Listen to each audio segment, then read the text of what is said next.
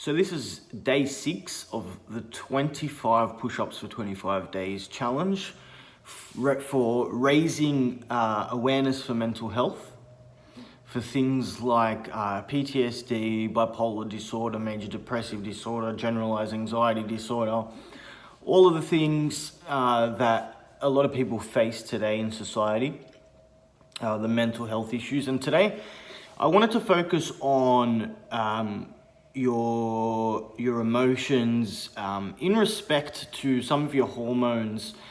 Now, I made a post earlier today and I drew out a diagram, and it shows you how simple things like, thoughts that evoke anger evoking thoughts, they all begin in the brain, but once these angry thoughts or anxious thoughts, or it could be relating to any kind of emotion, the brain then releases in a part of the brain called the pituitary gland, which is part of a larger endocrine system. And this endocrine system releases the hormones in response to what your brain has told it to send. So if you're having thoughts of anger, then this pituitary gland is going to secrete these hormones throughout your endocrine system in correspondence to these thoughts of anger and the emotion of anger. Now, the issue with this is once these hormones in the form of peptides get released from your pituitary gland in the beginning of your endocrine system, they travel through your bloodstream, and once they're into your bloodstream, that's where they hit all the organs. So what started as, say, for example, an angry thought in the mind is now peptides that run through your bloodstream and to your organs, and now all of a sudden your whole body's feeling that anger. Now, like I said, this can relate to any kind of hormone or emotion, sorry.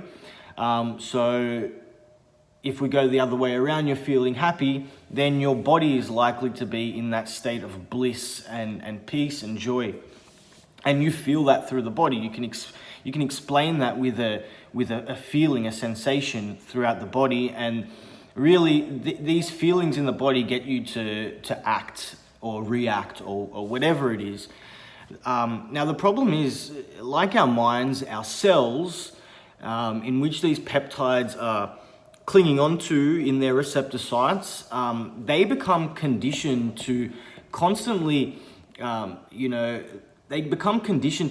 receive these toxic, this toxic concoction of chemicals that are coming from or in relation to these thoughts of anger or fear or whatever it is, stress. And after a while, like our minds become addicted to certain chemicals, so do our cells and our organs. They become addicted to those chemicals of anger or fear or whatever. So you'll find yourself in these compulsive patterns, these compulsive loops of anger or fear or whatever it is for you, where you're compulsively getting into these patterns, and the more you get into these patterns, the more you're conditioning your mind and your body on that cellular level to feel those, negative, toxic concoction of chemicals that came from the anger or the fear or the stress or whatever it is. So I guess this is an emotional issue, a mental issue as well, and a physical issue in some ways. But one way to get around this that I have found through some of the research is there's a mindfulness meditation program that you can do, and this is designed by a neuroscientist and author from America called Dr. Joe Dispenza. And I've done a meditation before. It went for about 45 minutes, and what he gets you to become more present. So you're using those mindfulness techniques to bring your awareness to a more focused center, a more focused grounding.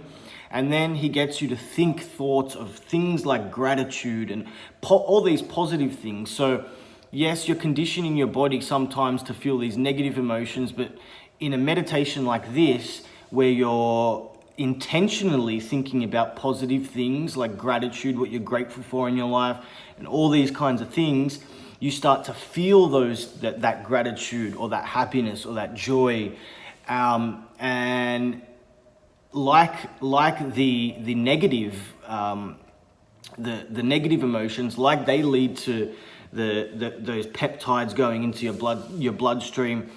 I guess the ones from the positive thinking that you do in this meditation, these positive feelings start to also condition your body. And I guess the more you practice these meditations, then the better you're going to get with conditioning your body with that positivity. So that's my mental health tip today: meditation. And if you don't meditate, then even trying to take the time out to really become present.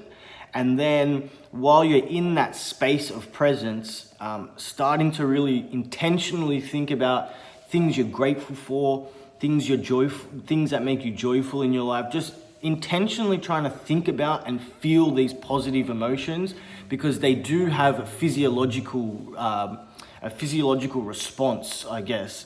Like I said, those chemicals, if you're feeling gratitude or joyful or whatever, those chemicals are conditioning your cells, your organs, your tissue, whatever it is, into thinking and feeling that positivity. So you're more likely during your day to be able to feel those positive emotions arise back up again and really condition that body. But now to the 25 push-ups.